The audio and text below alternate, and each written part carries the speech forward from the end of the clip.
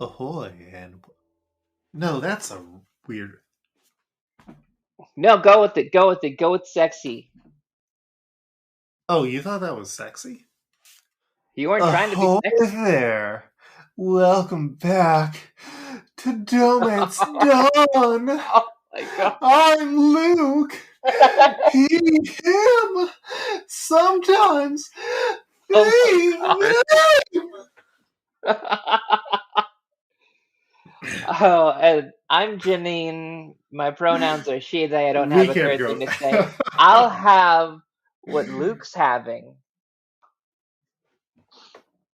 That's a reference. You'll have what boys like. Boys like me.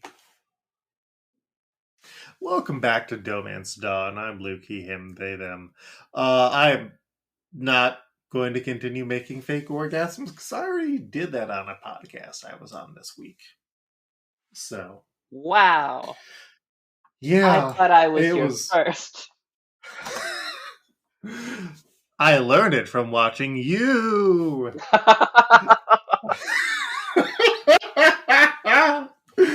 We are in high spirits tonight, which is good.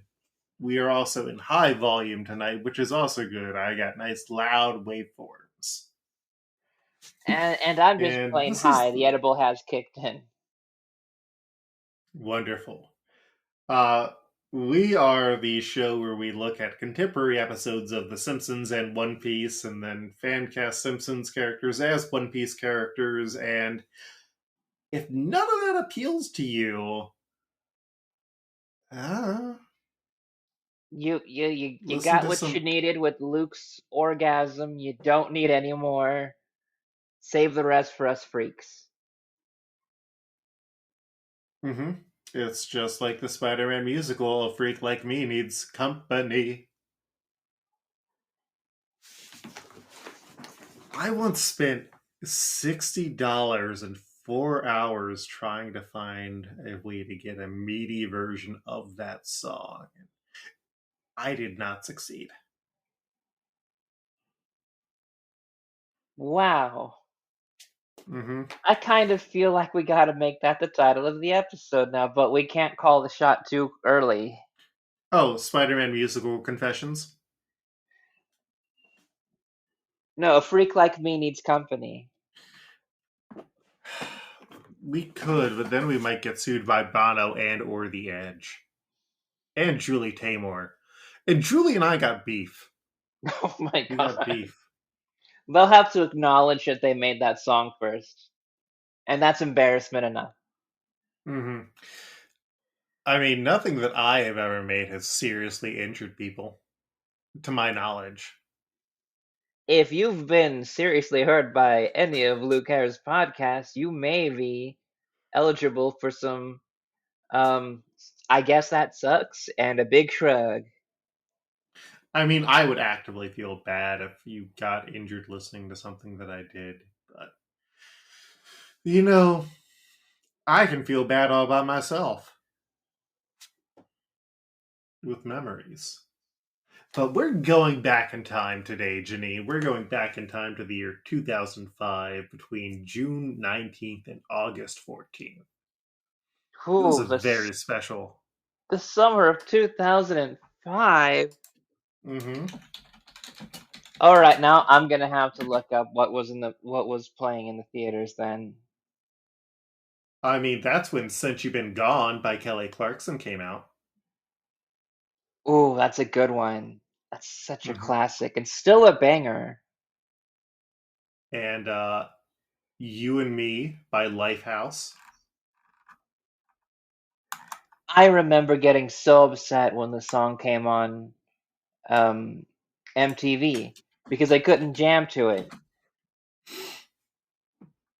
And that's when we could have seen movies like Brokeback Mountain, Red Eye, The Corpse Bride, which messes with a classic Jewish story to turn it into some Tim Burton bullshit.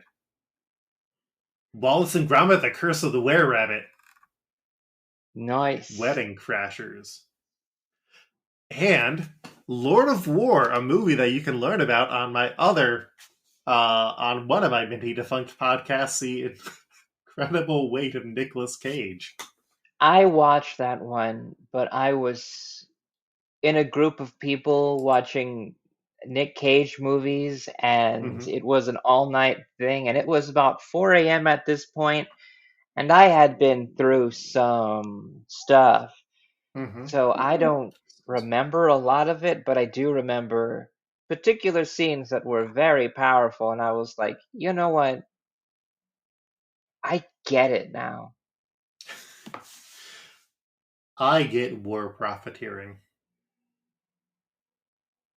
Anyway, Batman Begins was also then, and that led us into this whole weird idea that Batman was cool. Are you saying that Batman isn't cool? I'm saying there are things that have been done with Batman that has been cool, but Batman as a core concept is not Mm-hmm. actually cool. And How?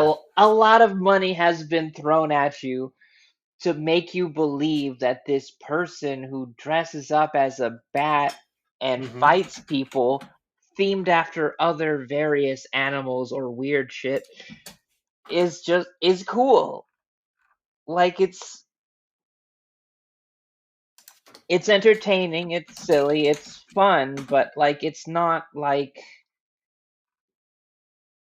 dangerous or sexy, and they spend so much money to try to tell you it's dangerous and sexy, and it's like I don't see this as being cool, and I was fine with it not being cool. Not that I was fine with it being completely. It's lampooned for a reason, and it's lampooned so much that any parody of Batman now is its own weird genre. You're specifically talking Nolan Batman? Yeah. Or okay, yeah. I thought you were talking about Batman in general. No, Because well, Batman in general is still kind of a weird, silly kind of concept that is it fun and is. entertain. It's not cool though. It can be. There's cool things you can do with it, but it's still a guy with pointy ears on the top of his head. And you know what? If that guy jumped down in front of you when it was dark outside, it's like, swear to me. You'd be like, what?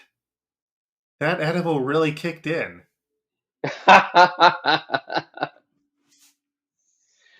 uh, that's exactly what I would think. Mm-hmm. I mean, I am the Batman expert of the two of us, Janine. And I can give you cool Batman story recommendations. I can give you some good queer adjacent Batman story recommendations. So, I mean, if you want to get down with the bat, if you want to get crazy, let's get nuts. Uh, if you want to get Batman, the album by Prince, yeah, we can talk about that. But that is not this podcast, Janine. This is Oh our shit! podcast What? where we discuss Lord of War with Nicolas Cage and problematic actor what's his face.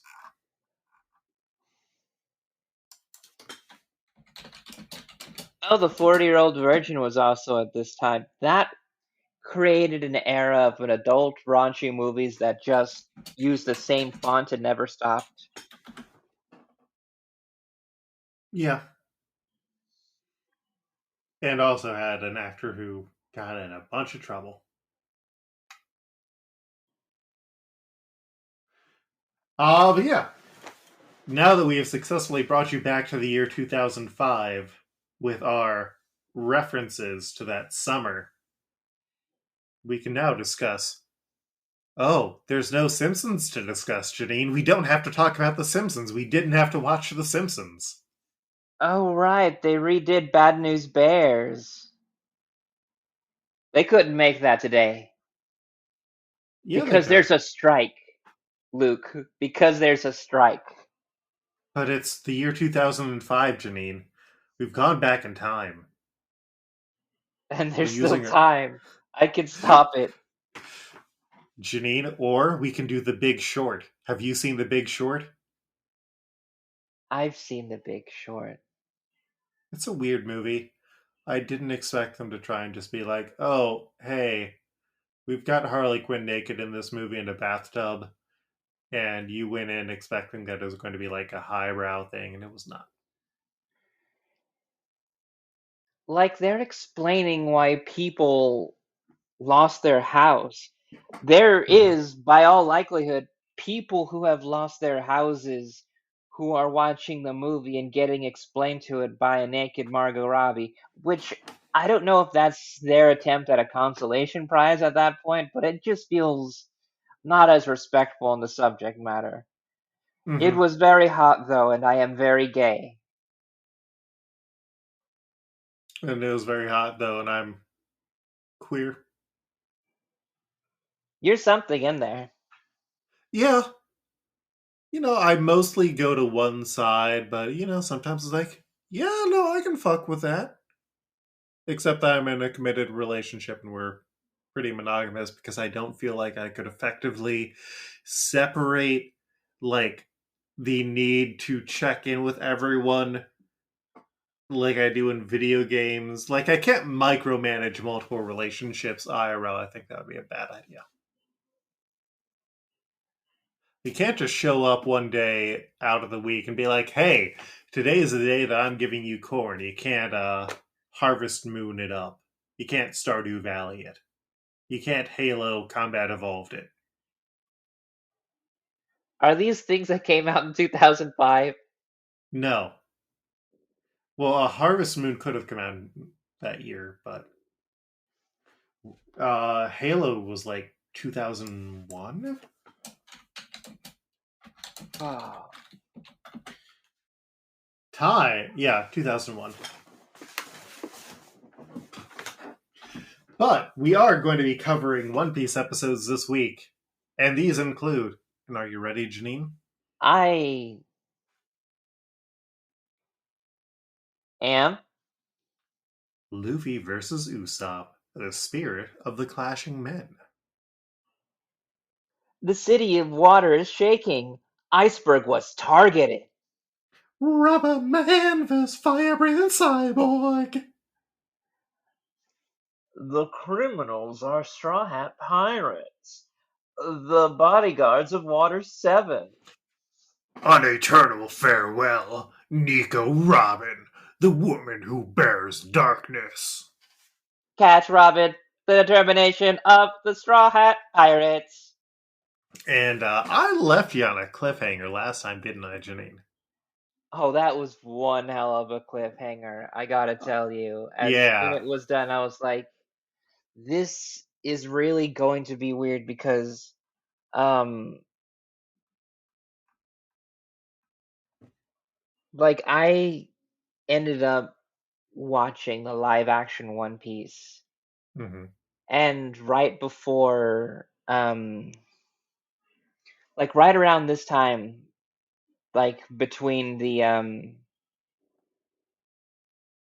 cliffhanger and watching these new episodes, I had ended up watching the One Piece episode where Luffy and Nami meets Luffy, Nami, and Zoro meets Usopp, and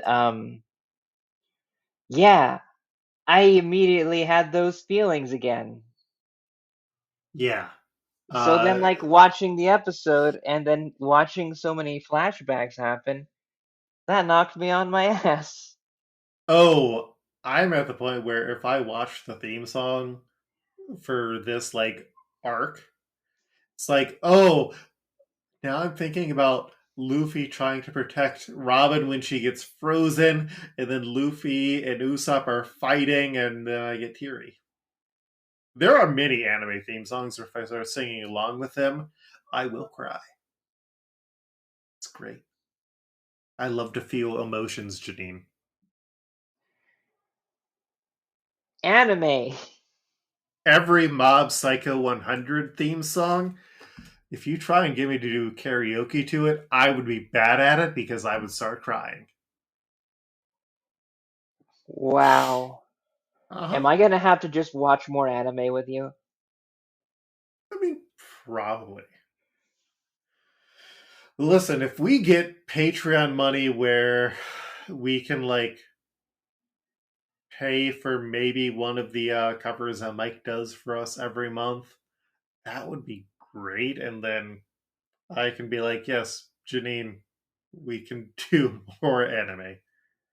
The youths want me to watch more anime, and I'm like, I don't have a good reason.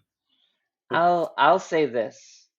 mm-hmm, If they're able to pay the amount it would be for two covers, mm-hmm. then I'll watch JoJo's Bizarre Adventure. I mean, there's a lot of JoJo. I've debated what the JoJo equivalent of this show would be, and there isn't really a good multi-generational show for that in terms of like American animation. My idea would be that I would punish myself with large blocks of JoJo and just talk about huge chunks as a way to just try to speedrun as much JoJo as I can. Why? Do you not think you would enjoy JoJo? I don't know what to expect. The thing is the only I don't even know the JoJo based on the reference people make to me, and Mm. I blankly stare at them, unable to get it. Like, I don't even ask, is that a JoJo reference? Because You I just have no assume. reference to know if it's a JoJo or not. Like, it is literally like a blank spot. Besides some, like, pictures I've seen, like, somewhere, if you ask me anything about it, I'll try to, like, imagine something in my mind, and all Hmm. there is just a black swirling void waiting I for mean, me to drop my this guard. the sixth season is queer women prison adventure. Hey, that sounds like Janine's fun time. What if I just watch that? I mean, you could. It would be weird. It's also set in Florida. Wow, I know somebody Uh in Florida I could watch it with.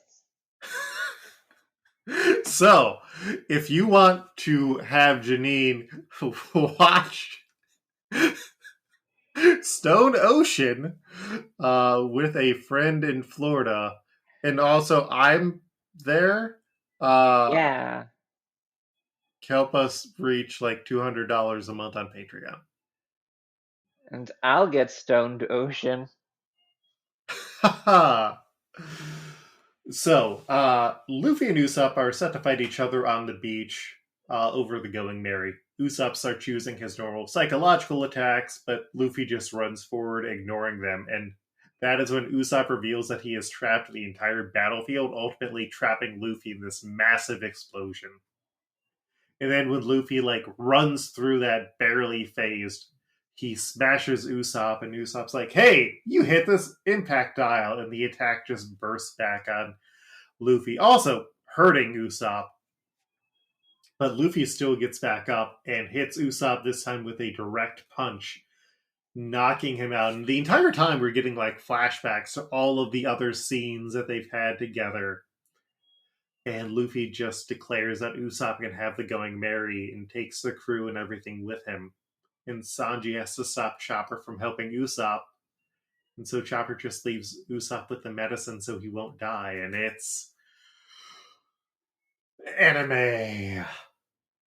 Yeah,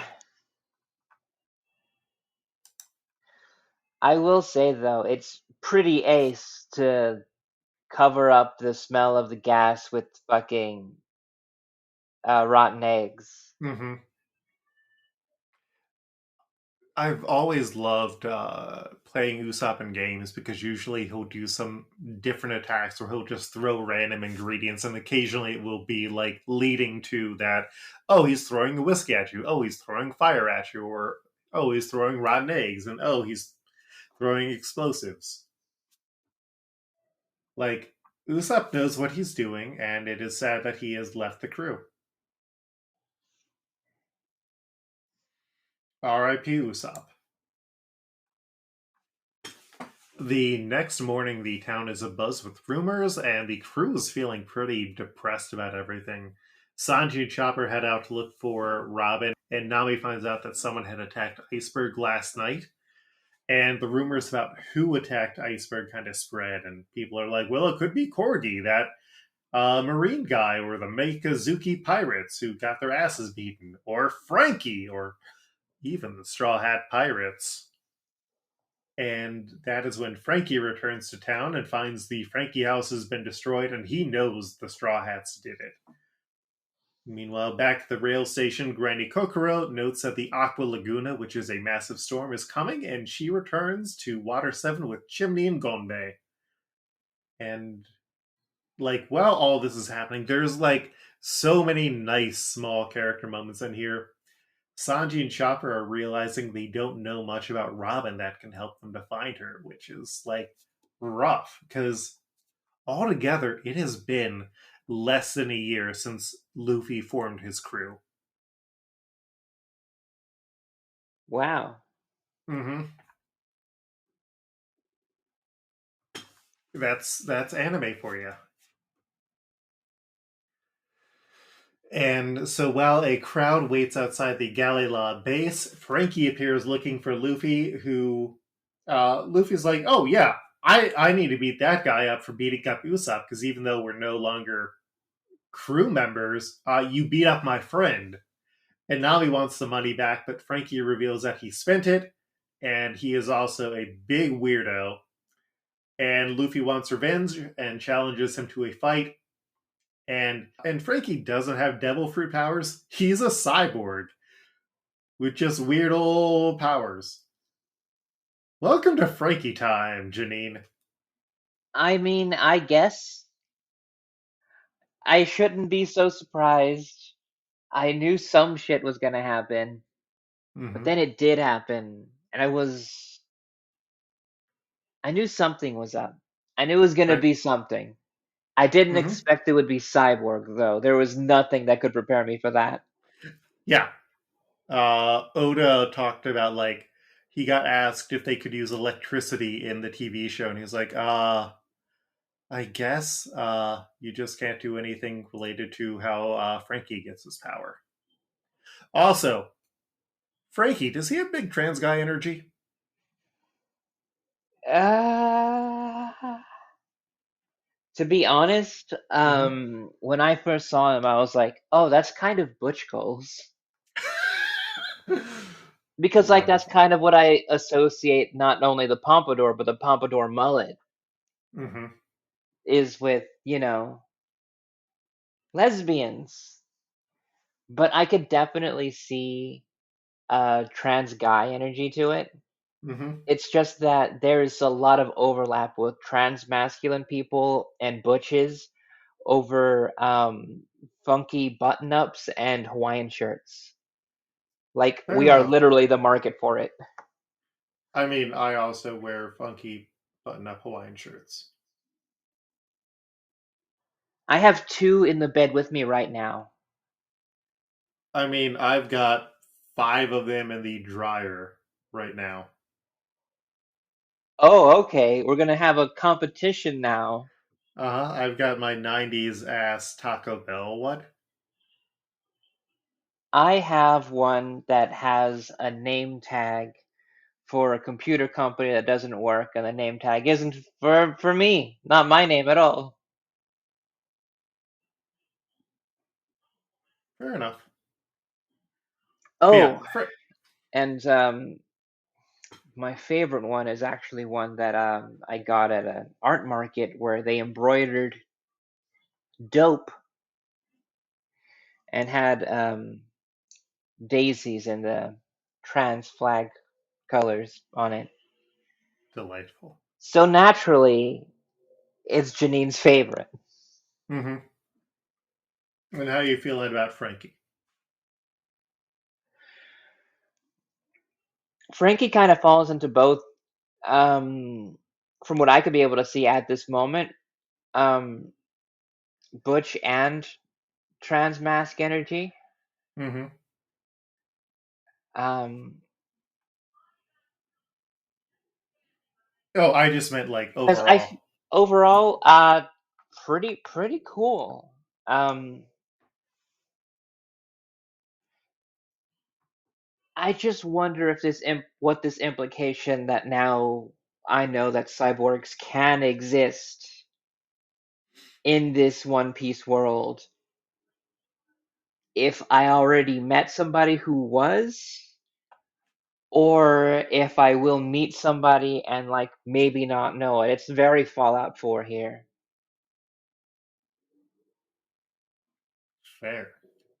Uh, so Iceberg gets up and he remembers who attacked him, specifically a tall man in a mask and Nico Robin. A news reporter hears the news and it starts to spread, and Galila blames Straw Hats since Nico Robin is part of the crew. Who do you think is in the mask with the Nico Robin? Ooh, my instincts want to say crocodile. Interesting. That's the only person that I know that she had ever associated with before, and I know he's not dead. You know what? That's a valid guess. Meanwhile, the town is preparing to board up for the Aqua Laguna, and Sanji and Chopper realize that they need to warn Usopp, which is just delightful. Kind of like, we need to warn our friend, and also we can't let him know that we're doing this. And so they just like go outside the ship and have this fake conversation where they warn about it. I And think it's just it's really sweet. sweet. I mean, Yeah. you don't see that you don't see a lot of moments of kindness between the guys because sometimes they can just be guys and just kind of like fucking give each other a hard time or be weird. Mm-hmm. Or like you see Sanji and Zoro interact, but not really any of the others. So it's really sweet to have this moment with these characters to kind of like still show that they care even though they're not officially in the same crew anymore. Mm-hmm. Tilestone comes in to warn the rest of the Galila who've been watching over Iceberg that Luffy and Franky are fighting in the shipyard and are destroying things, so Galila goes after him, while Khalifa stays behind to keep watch. Galila appears and attacks Luffy because they believe that he was connected to the attack on Iceberg. And then Franky gets angry at them and starts fighting them because they're interrupting his fight with Luffy. And Luffy is trying to figure out what is going on and finally hears that they blame him for the attack on Iceberg. And Iceberg officially puts that call out that the Straw Hats are responsible, and that news spreads. And Luffy just still wants to talk, and even though he hears that Nico Robin was behind the attack, he refuses to believe it while the entire town turns against the Straw Hats. And the escalation is great. So, I love it. I love mhm, how ride or die Luffy is immediately, not even knowing the details of somebody he hasn't been like traveling with for that long either. mhm. And like this is what makes those fillers kind of work. Like in retrospect, it is we don't learn anything about her. Yeah. I mean, just the huge mystery of it is scary, actually, because she had a wanted poster for a while for a pretty big amount, and we don't know what she did to earn that. Hmm. Like she is a child in that photo on that wanted poster. So Frankie kind of sits back while Luffy fights the shipwrights, but then he wants to fight Luffy again, and so he ends up releasing a massive air cannon that ends up ripping an entire crane in half. And that causes the entire audience to kind of disperse as the shipyards are falling apart, which lets Luffy, Nami, and Franky escape from Gale La. And Gale La decides that they're going to prevent the Straw Hats from leaving town, so they're watching the trains out of town, they're watching the ships. And Luffy uses this opportunity to burst into the Gale La headquarters, where Khalifa helps him to reach Iceberg. And he tells Luffy that he saw Nico Robin and the Masked Man, and he wants to know where Nico Robin is, but Luffy doesn't know. And so Iceberg just shoots into the air to chase him off. And as the mayor and as the victim, he has to put out the call to arrest all of the Straw Hats. And Nami, meanwhile, senses storms are coming, Joni.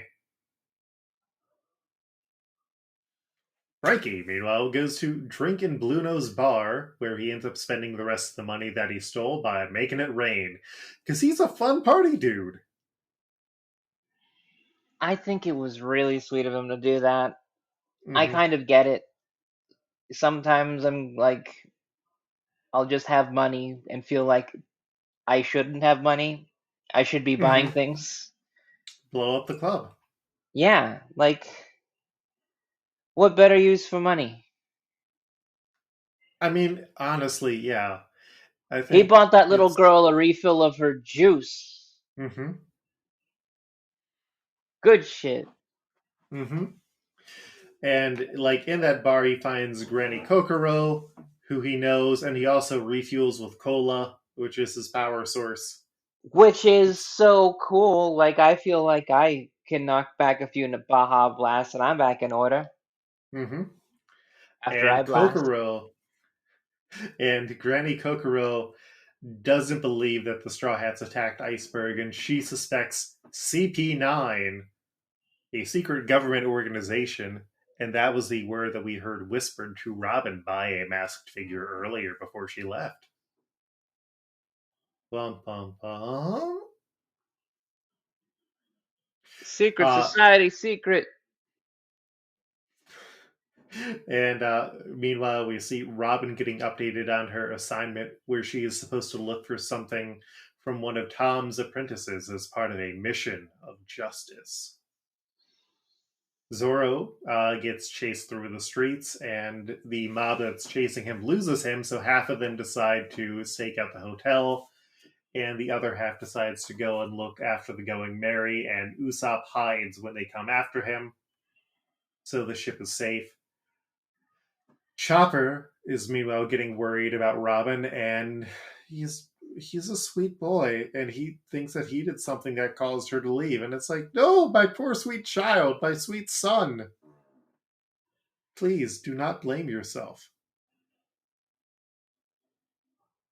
And he ends up smelling Robin, and when he and Sanji find her, she tells him that she's leaving. She apologizes that they got caught up with her and warns that her darkness is going to catch up, so she has to leave. And when they try and chase after her, she vanishes. And so everyone else, except for Sanji, regroups. Usopp gets supplies to try and fix the Going Merry before all the shops shut down, and the owner kind of takes pity on him and even gives him some food. That way he doesn't collapse and die. And Franky, meanwhile, gets frustrated looking for the Straw Hats because he's not finding them because they're already on the run. Chopper shares what happened to Luffy, Zoro, and Nami, and Zoro thinks that Robin is going to try and trap them all when she returns to kill Iceberg that night. Nami is suspicious of the masked man who Robin has been seen with and thinks that he might be coercing her, and so Luffy decides that their best course of activity is going to be capturing Robin. And Franky, meanwhile, meets back up with the Franky family. Zambai reports that Usopp is back working on the Going Merry, and so Franky plans to kidnap him and spread the word to drown the Straw Hats. And meanwhile, everyone in Water 7 is locking up, and the shipwrights plan to protect Iceberg from the Straw Hat assassins that they expect to come that night. Janine, Yeah? shit's about to get wild. Ho ho ho. Mm-hmm. But now we have 5 characters to match. Are you ready, Janine? I am. All right. Up first, we got Franky. We had to hold on to him because you had to see what a big old lovely weirdo he is. Yes. I have 6 suggestions. My Rodrigo style is Robo Wiggum because he cooks that like chicken inside of him. Oh, yeah. The other suggestions that I had in no particular order were the AT-AT from the Star Wars parody, Cyborganizer, because he is also a cyborg, but he also looks like RoboCop. There is Jeremy, one of the executives who also sort of turns into the Terminator T2000 T1000 or T2000, the one from Terminator 2 that like liquid reassembles. Robotic Richard Simmons, and then the powerful one that I want to push for is Bender Bending Rodriguez. Because who else loves to party as much as Bender? And also is involved with crime, just like Bender, and is also got metal parts in him, just like Bender, and loves to drink, just like Bender, and stores beer in his chest, just like Bender. There's a lot of Bender stuff, but I want to see if we've used Bender yet. We have not. Whoa. He has come up. I'm double. I opened up the wrong window. Now I'm double checking that just because you made me wonder. Nope, we have not used Bender Bending Rodriguez. Janine, who you got? Well, I actually went the other direction. Instead of looking for the robotics, I looked for people with killer hair. And Gotta have hair.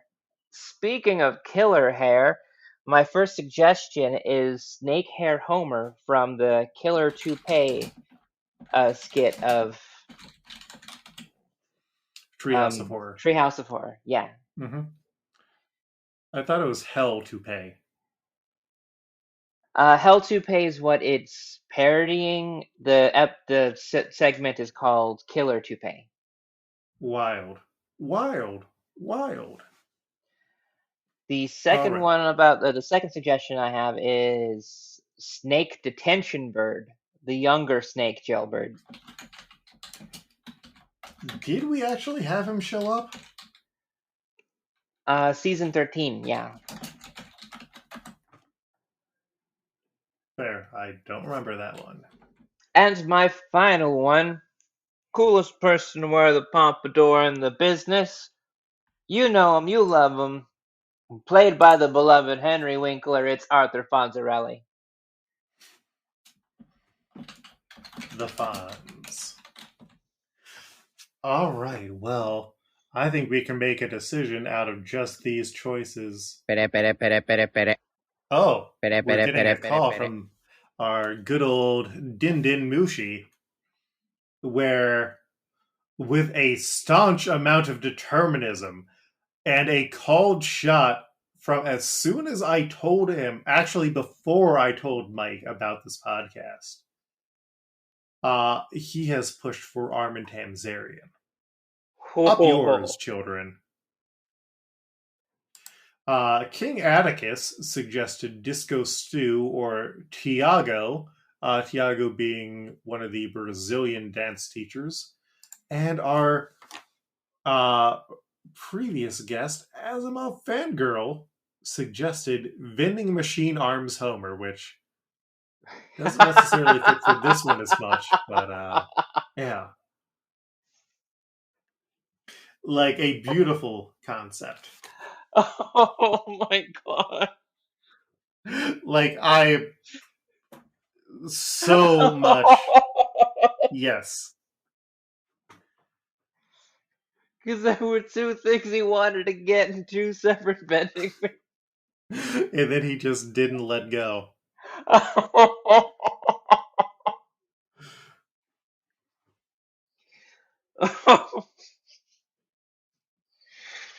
show's over, give her the $5,000. I don't think we can necessarily go with that one, but like an honorable mention. Very honorable. Highest honors. So,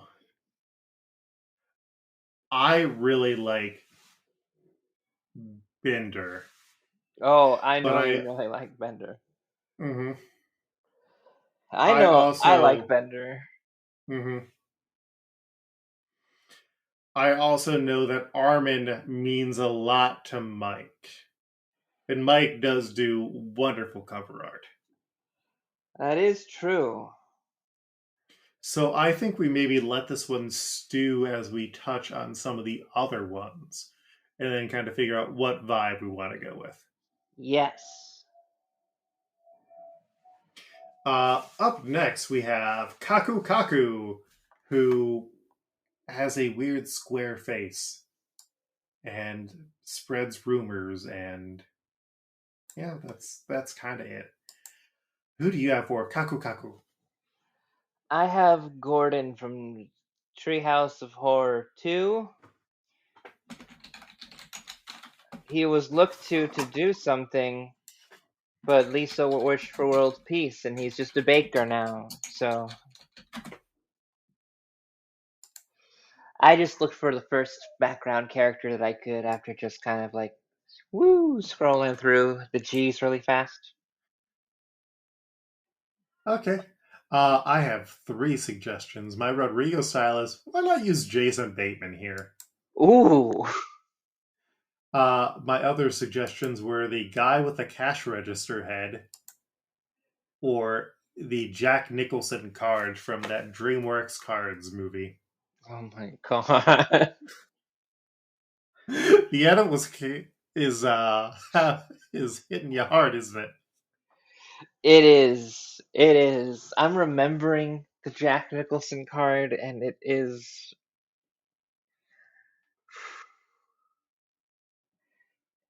It's so weird because it feels like it still can happen.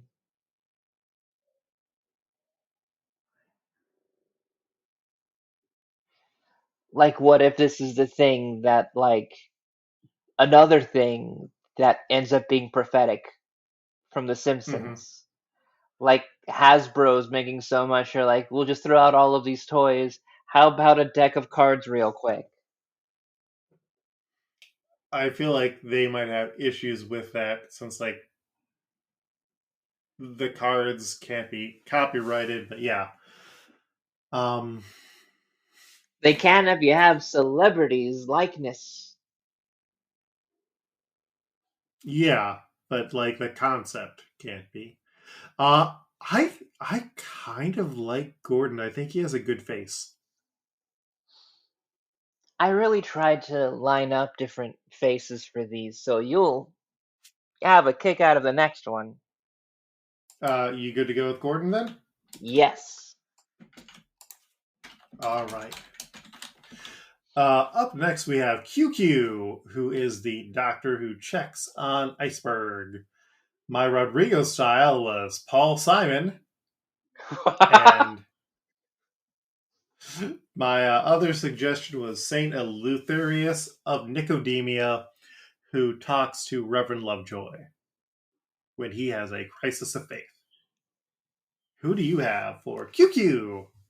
I have the podiatrist who gives Bart his nerd shoes in that B plot he was in The Last Temptation of Homer. Mm-hmm.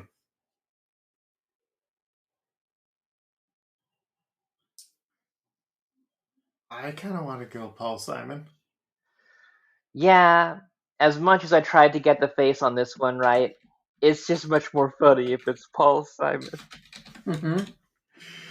Uh, we then have Bluno, the bartender, who weirdly has 5 stars of importance.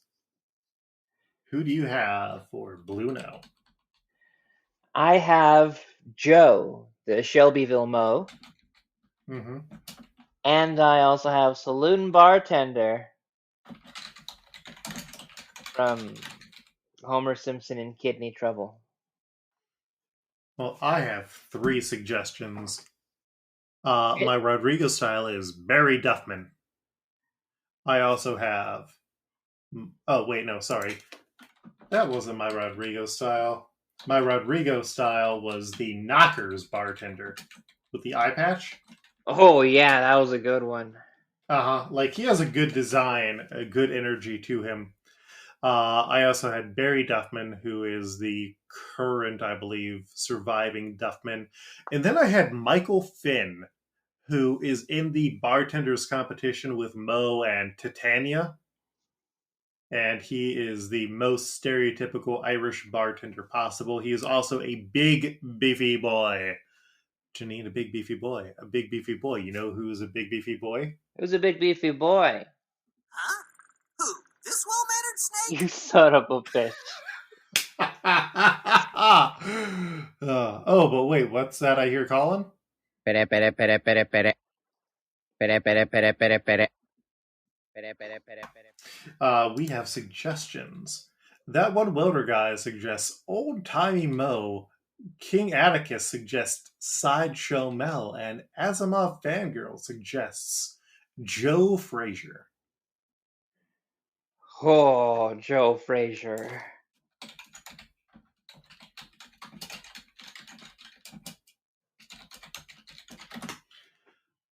I really like the Knockers bartender. I think he has a cool vibe to him, which Bluno kind of has an interesting vibe to him as well.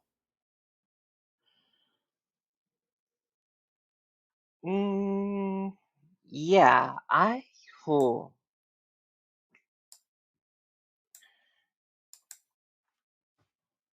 I could give it to that guy.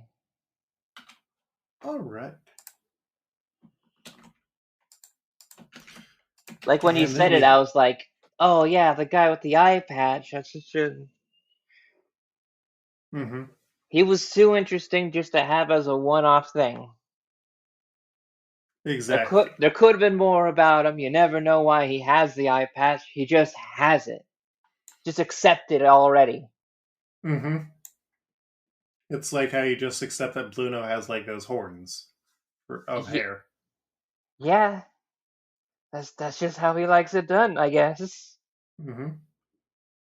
And then last we have Hapa Yamal, who's the guy who hooks Usopp up with repair equipment.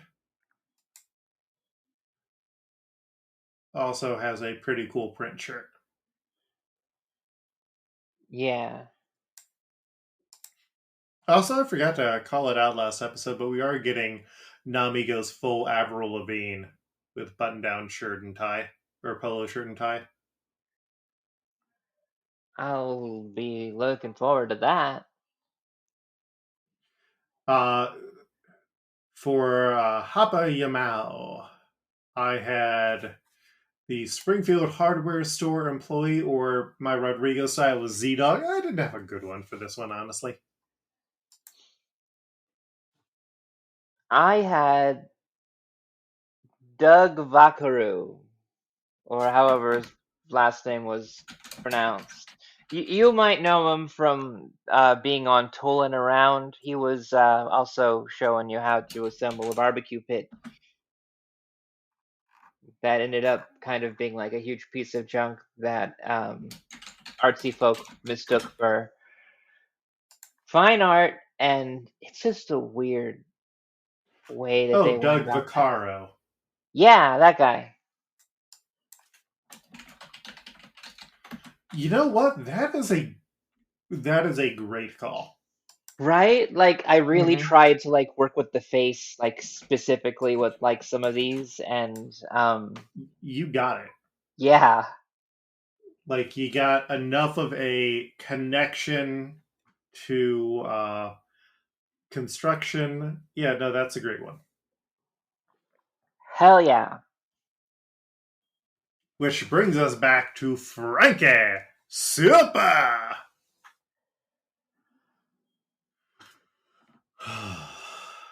It's a tough one. We have a tie right now for suggestions, which means that we can keep that tie if we go with Mike's suggestion of Armin. Because that version of Skinner does have a pompadour. I'm not sure I feel it. I don't know if I feel it, but the thing is that because Mike is so passionate about this that it was like already a called shot from across the room. I feel much more closely invested in it because I feel Mike is also a big part of this podcast too.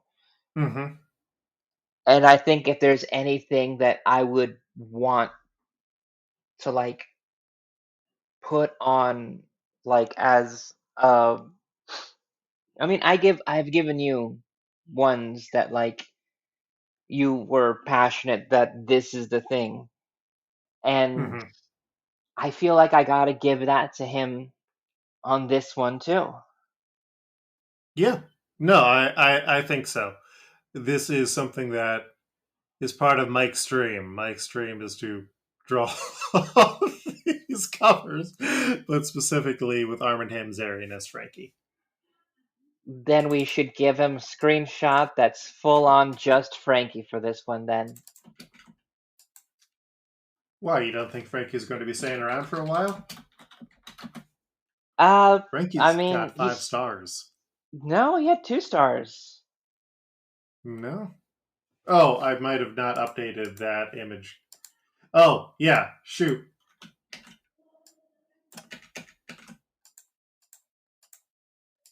Yeah, that was just a copying error. Yeah, no, Franky should have 5 stars. Should Bluno have 5 stars? Yes. Huh, okay. I mean, I was naming them according to their star ratings, so I'm just kind of like... What's Bluno got going on?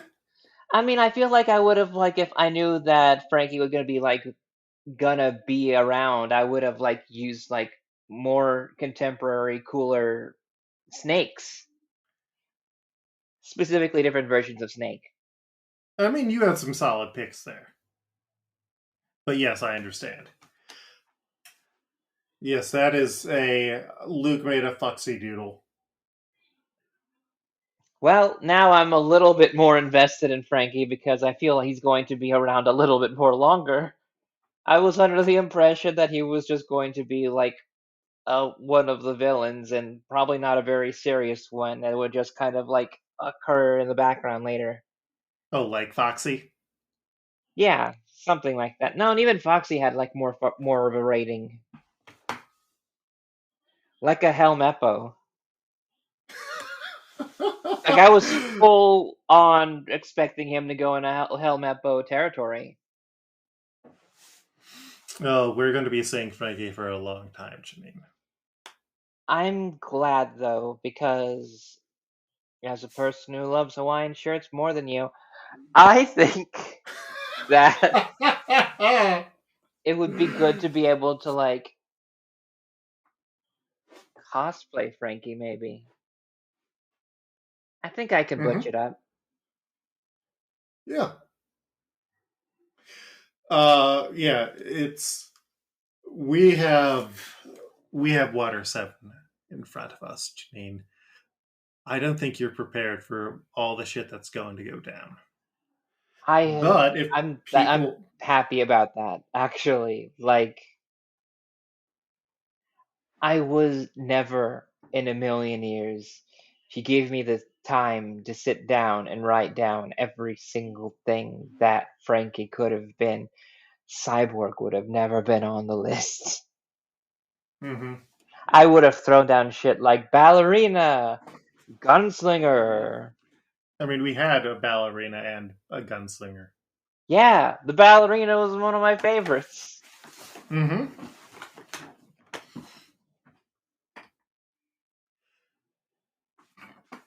Well, Janine, you know what we have next episode?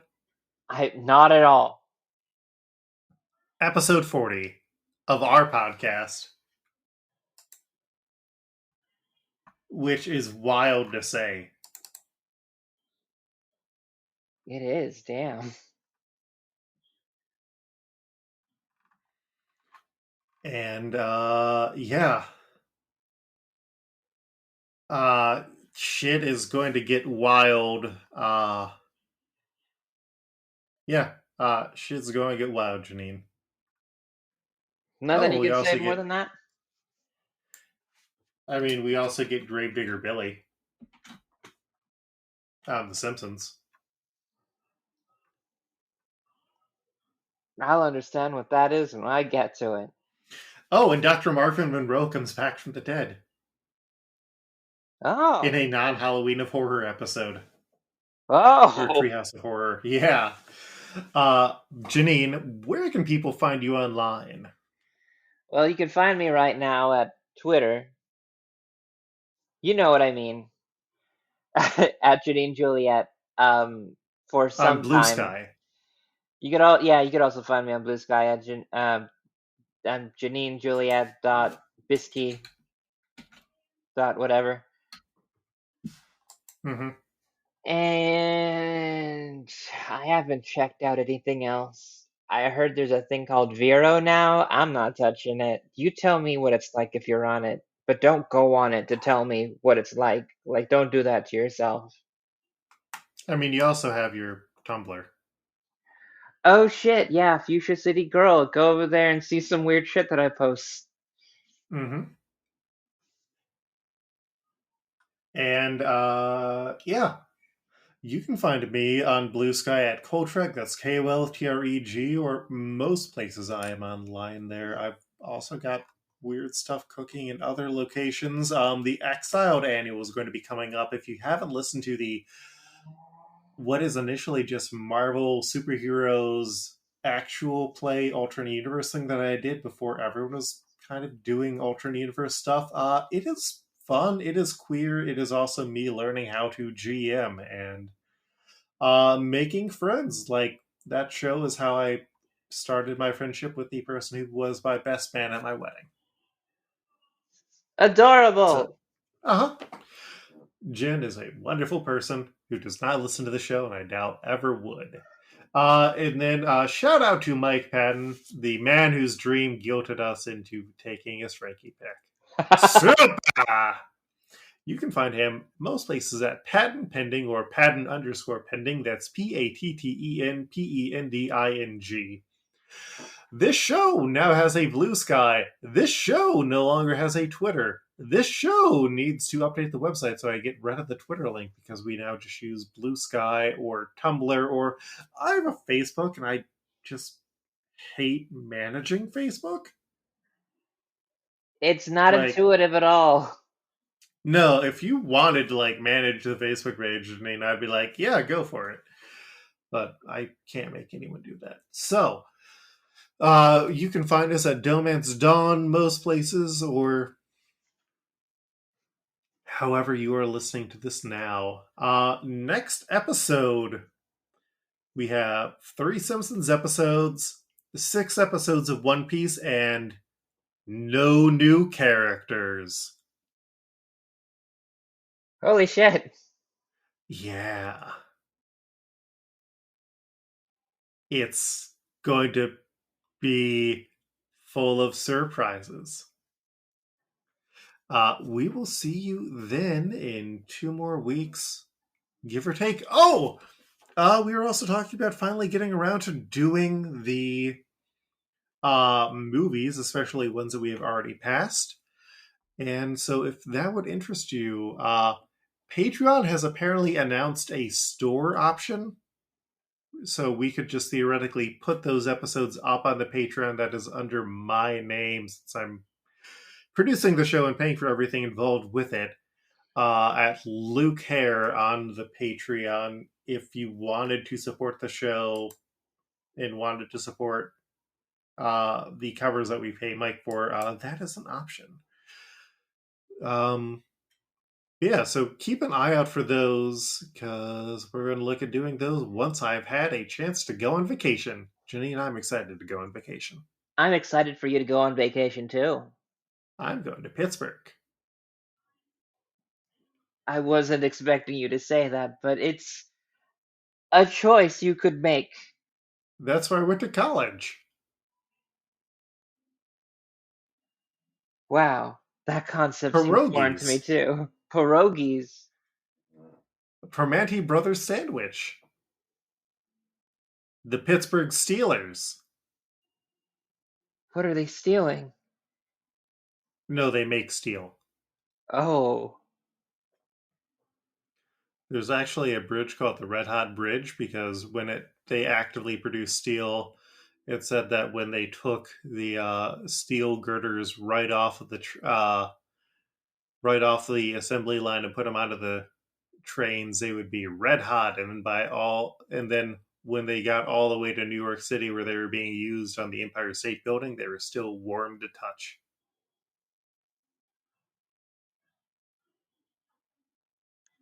Amazing.